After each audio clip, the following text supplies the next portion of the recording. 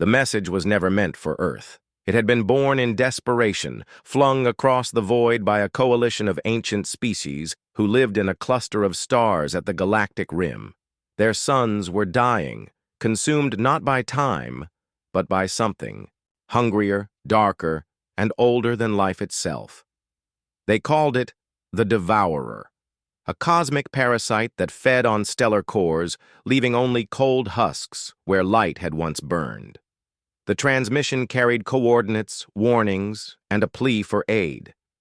It was directed to the great powers of the galaxy, the Council races who possessed fleets of unimaginable strength. But when the Council received the call, fear outweighed duty. They declared the danger beyond reckoning and locked the signal, away in archives never to be spoken of again. Yet the galaxy is vast. Messages wander, scatter, and echo. This one drifted further than intended, skipping along radiation storms and cosmic dust until it reached a small blue world whose people still thought themselves new to the stars, Earth. In a cluttered observatory in the Nevada desert, Dr. Elaine Rourke stared at her monitor in disbelief. The signal had come through as distorted background noise, patterns buried inside the static of the universe. But where alien species dismissed it as gibberish, humans were cursed or blessed with stubborn curiosity. Elaine and her team spent months decoding, rearranging, and translating the fragments until meaning emerged. A voice, trembling and ancient, begged for help. To whoever still holds light, our suns are falling. The Devourer feeds. Aid us, or the night will claim all. The coordinates were clear, the desperation undeniable. When the discovery reached the United Nations Stellar Assembly, the debate was immediate. This is not our concern, politicians argued. We are still learning to walk among the stars. That plea was never meant for us. But soldiers remembered Earth's history.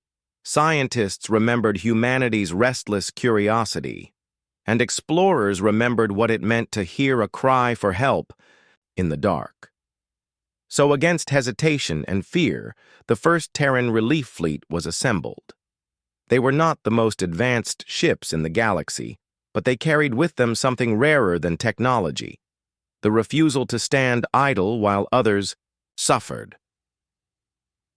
The cluster lay on the far edge of mapped space, a lonely scatter of dim suns flickering like candles before a storm.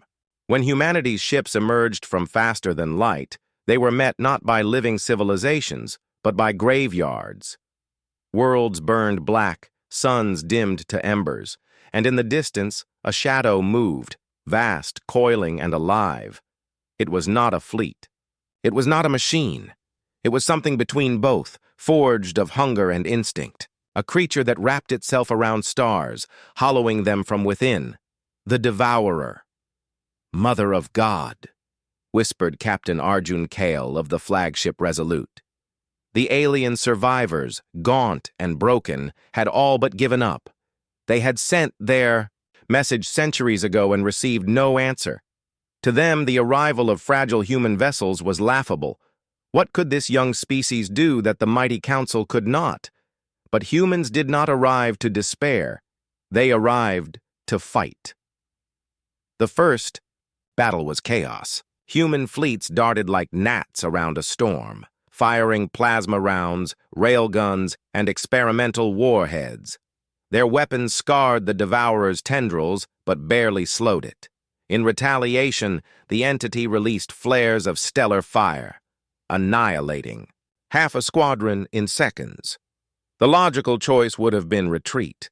Any other race might have fled.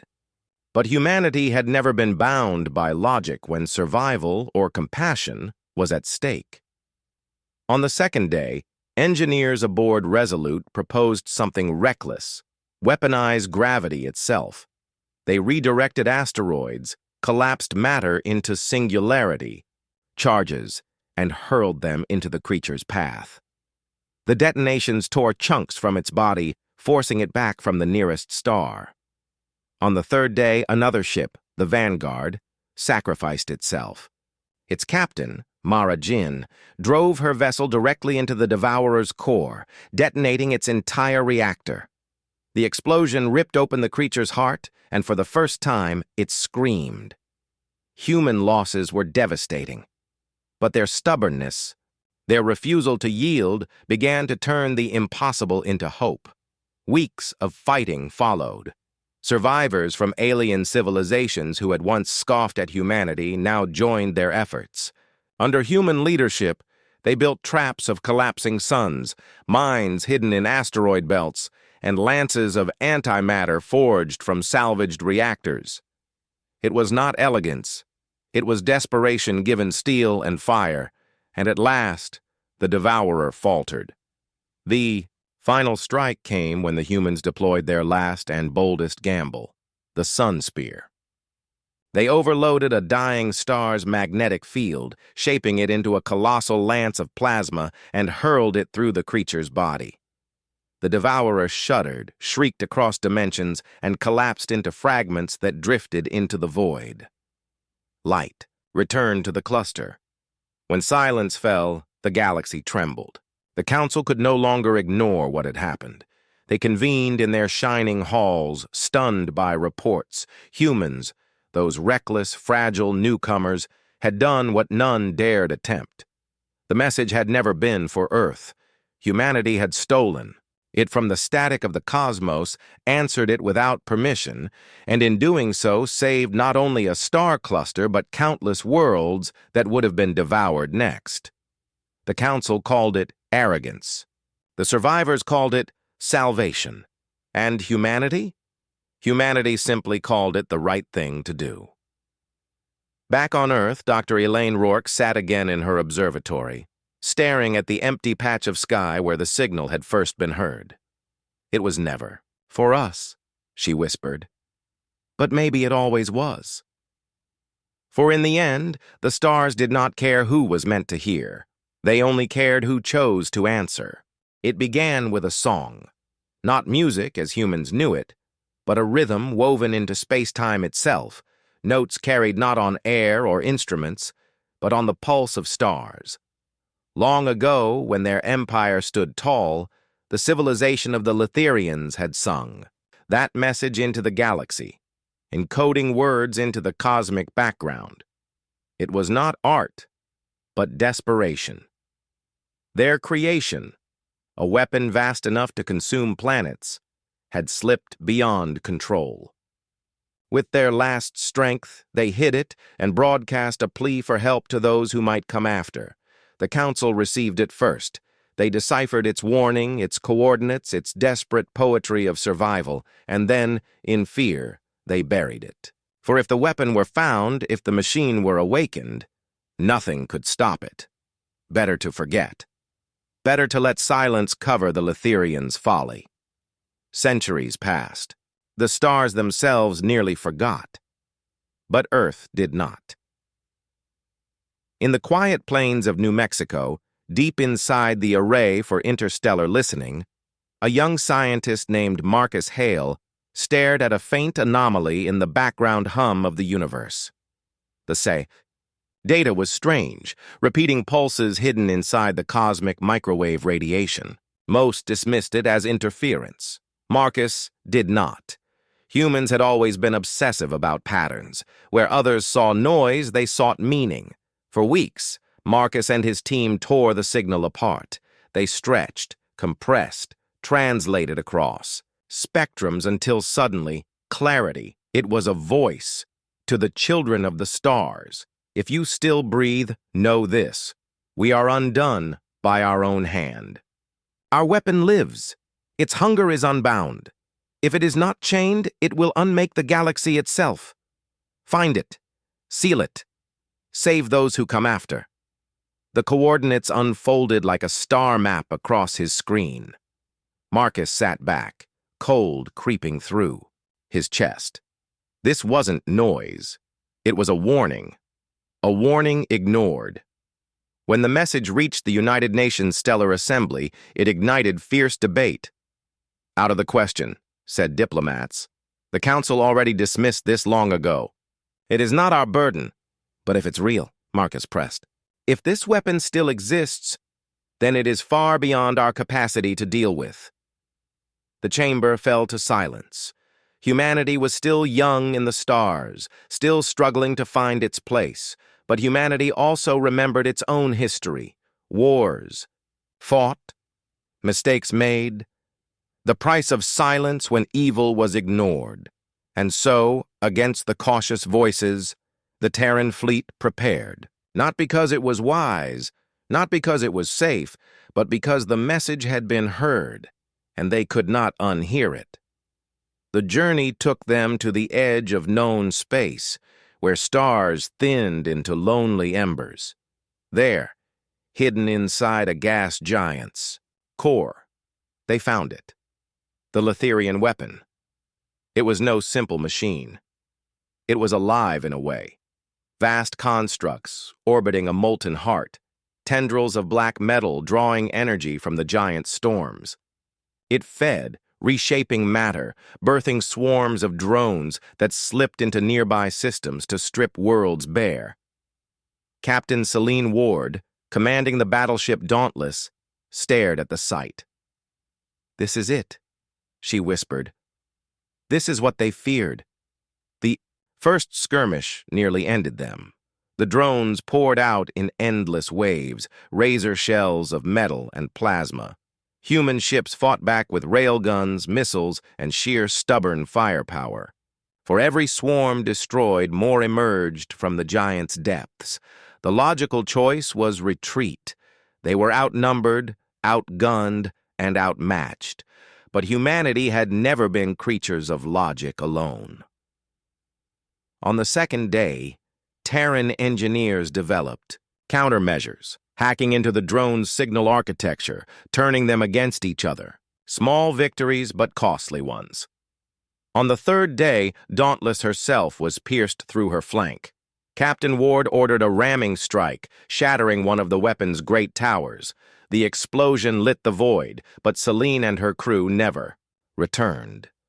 The war turned into weeks. Humanity adapted. They built weapons on the move, mined asteroids for fuel, and rewired wrecked ships into floating cannons. Their losses were heavy, but their resolve only grew harder.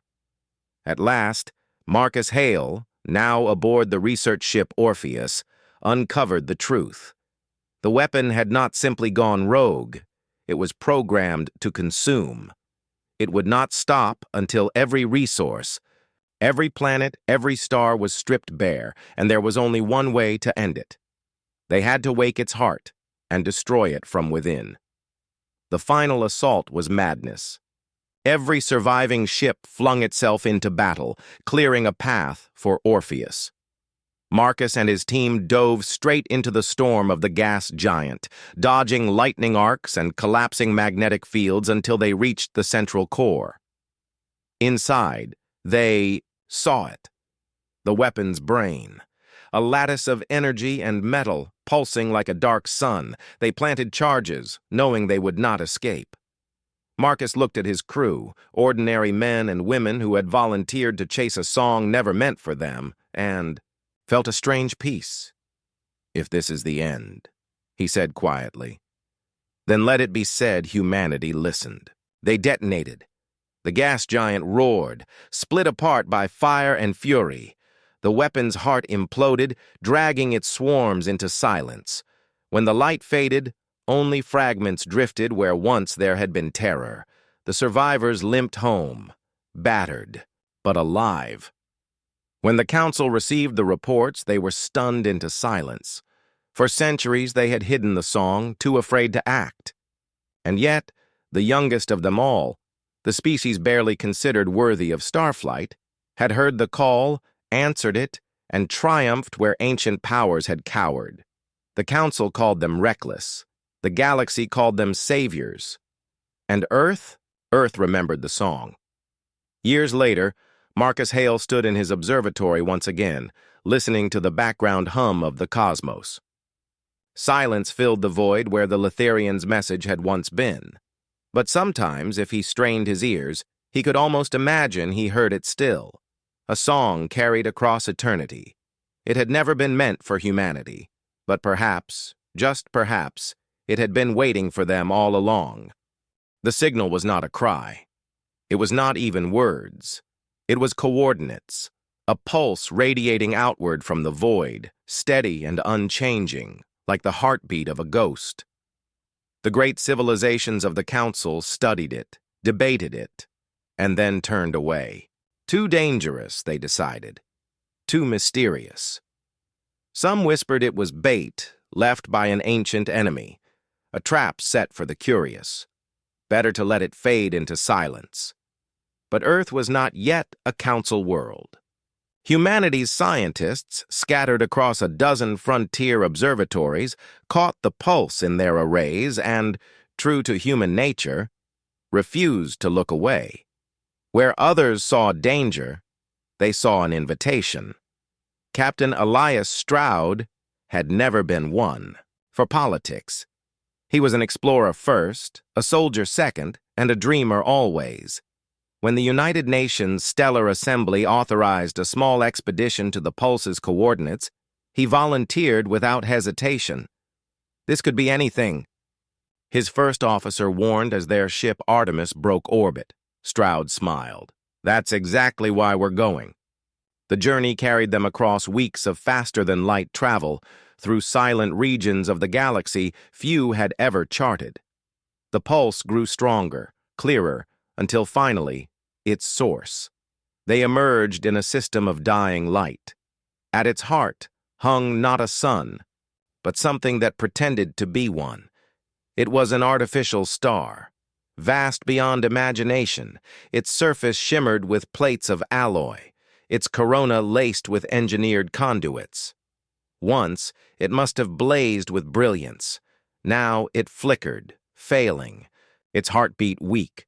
The pulse was no trap. It was a distress call. Stroud stared from the bridge viewport, awestruck. My God, someone built this. Dr. Annika Cho, chief astrophysicist, whispered, not someone, a civilization, one that could forge a star. But the construct was collapsing. Its fields were unstable, its energy bleeding away. If it fell into supernova, or worse, collapsed into singularity, dozens of nearby systems would be destroyed. The Council had been right about one thing. It was dangerous. But where they had turned away, humans leaned forward. Stroud convened his crew. We can leave, file our report and wash our hands. Or we can try. The room was silent for a long moment. Then one by one, hands rose, they would stay. Repairing a dying star was not science, it was madness. But humanity had never let madness stop them before. Dr. Cho proposed stabilizing the artificial corona using fusion lances, essentially injecting controlled plasma into its weakened lattice. Engineers began retooling shipboard weapons into tools. The crew worked in shifts, burning themselves with radiation, bruising themselves on jagged alloy, refusing to stop. Days turned to weeks. The star trembled and groaned. Sometimes its field surged so violently that Artemis herself was nearly torn apart. More than once, Stroud considered retreat, but each time he remembered the pulse, the heartbeat in the dark.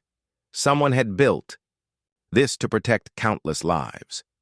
If humans left it to die, those lives would vanish, and so they endured. Their struggle did not go unnoticed. Alien scouts from the Council arrived, drawn by reports of human interference. They warned Stroud to abandon the system. You don't understand what you're tampering with, one envoy hissed. That star was never meant to be touched again. If it collapses, you will doom us all. Stroud's reply was simple. If it collapses, and we do nothing, we're doomed anyway. The aliens left in silence, unwilling to share in what they called suicide. The breaking point came when the star's core cracked. A flare of energy ripped across space, shattering one of Artemis's escort ships into debris. Dozens of crew were lost. Stroud stood in the wreckage of the hangar, fists clenched, grief boiling in his chest. The logical choice was to flee. The Council would have. The galaxy expected them to. Instead, humanity doubled down. They converted Artemis herself into a stabilizer, wiring her reactors directly into the star's failing conduits. The ship groaned under the strain, panels melting, decks quaking. Crew members wept from exhaustion but refused to abandon their stations. And slowly, impossibly, the star began to heal. The final gamble was the Soulfire run. To reignite the artificial core, someone had to plunge directly into its heart and deliver a cascade of reactor plasma at point-blank range. No autopilot could withstand the magnetic chaos. It would have to be flown by hand. Stroud volunteered. His crew protested, begged, threatened, but he silenced them with a smile. "We came here to answer. Let me be the one." He launched in a shuttle battered and scorched from previous runs. The star loomed before him, a wounded titan, its tendrils of fire clawed at his hull as he dove, alarms shrieking, metal tearing. He reached the heart, released the charge, and in that moment, as his ship melted into the light, the star awoke. From Artemis, the crew watched in awe as brilliance surged. The artificial sun roared back to life, its field stabilizing, its heartbeat strong once more. The danger of collapse was gone. The nearby systems, dozens of inhabited worlds, were safe. But Captain Elias Stroud never returned. His name was etched into the pulse, into the fire of a star that would burn for millennia. When news spread across the galaxy, the Council was stunned. Humanity had interfered with something ancient, something feared, and yet they had succeeded. The Council called them reckless. The survivors called them saviors, and whispers spread in taverns and marketplaces, in temples and on starships. The humans heard the call. The humans answered. Years later, Dr. Annika Cho returned to the system, now stabilized and thriving. She stood beneath the light of the artificial star, her hair shining in its warmth, and whispered, "It was never meant for us. But maybe it waited for us." And in the deep, endless dark, the stars seemed to listen.